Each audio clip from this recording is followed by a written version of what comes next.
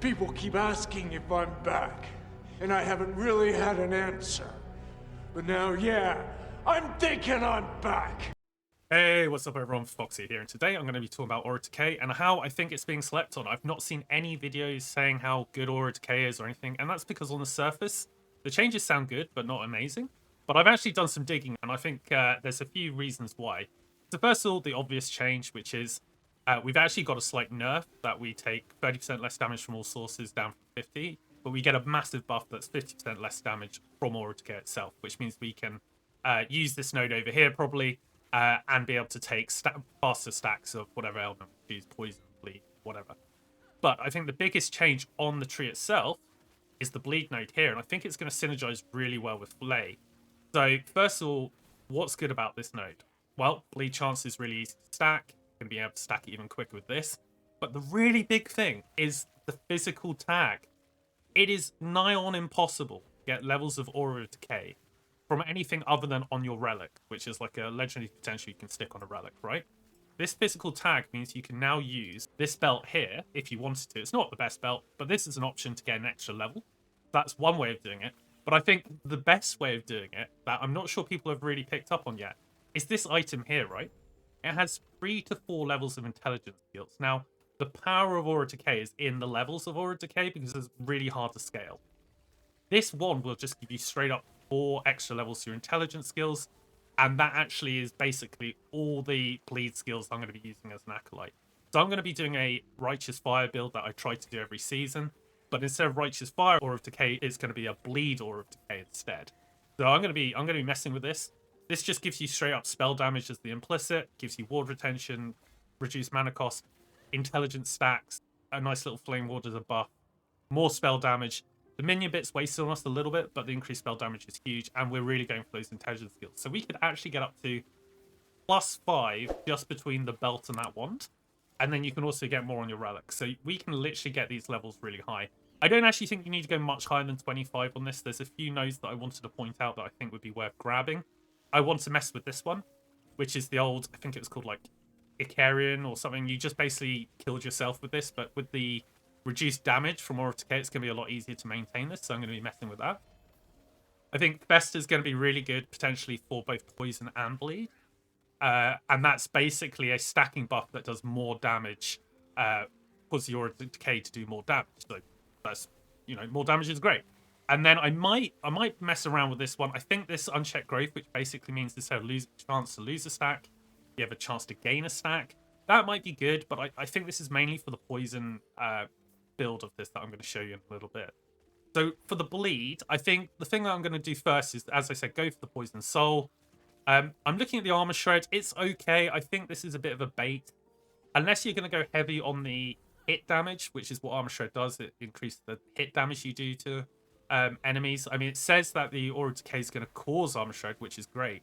But if you're not doing many spells that hit, so if you're doing a damage over time, they don't hit, that's going to be less good. But if you're doing things like Flay or Harvest or something, that might be really powerful. But I'm going to kind of just put 1 or 2 points in that for now and just kind of feel it out.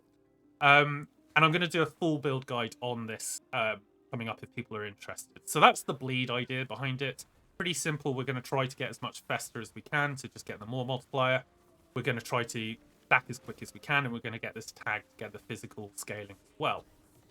So I think that's pretty cool. And also, it changes the poison tag. It doesn't change the intelligence tag. So you're going to scale with intelligence.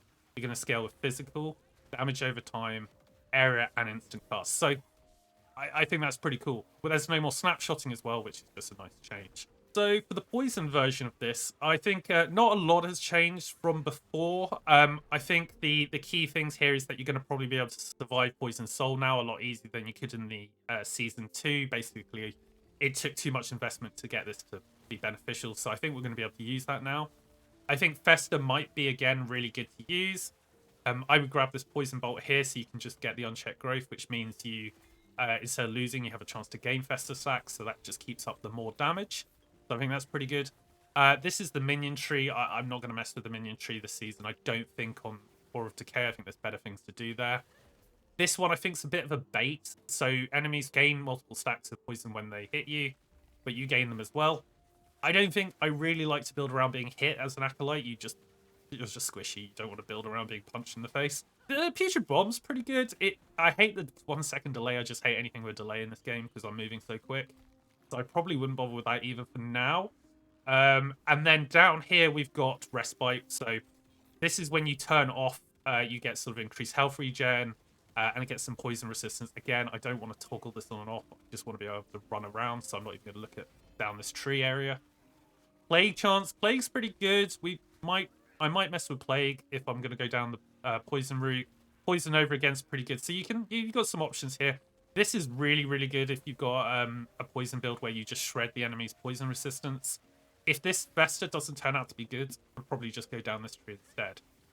So there's some ideas. I'm going to show you something else quickly here. So on this build, I'm not saying this is the right build, but I've just picked some interesting items. So the wand, I think, is a no-brainer.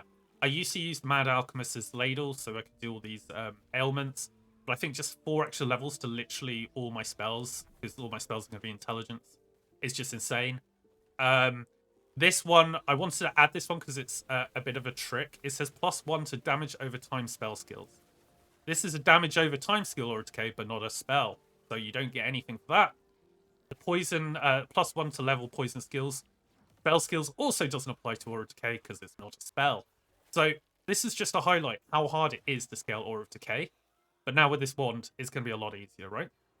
So now you've got the relics, so you could get like +1, maybe +2 on your relic if you're lucky. +4 from your wand. If you're doing the bleed build, if you want to go for that rubbish belt, you might get an extra physical skill there as well. And it also has a bit of bleed on that belt as well if you're doing the bleed build. So there's a few options here. I'm not going to go into the passive tree. As I said, if you've liked this and you want to see me make a bleed guide for this, shout out in the comments. But I'm going to keep this video short. Hope you like this. Feel free to comment on anything I might have missed. This is just some theory crafting. I still don't have an outro. I'm just rambling at this point. Like if you liked. Subscribe if you've subscribed. That doesn't make any sense. Bye.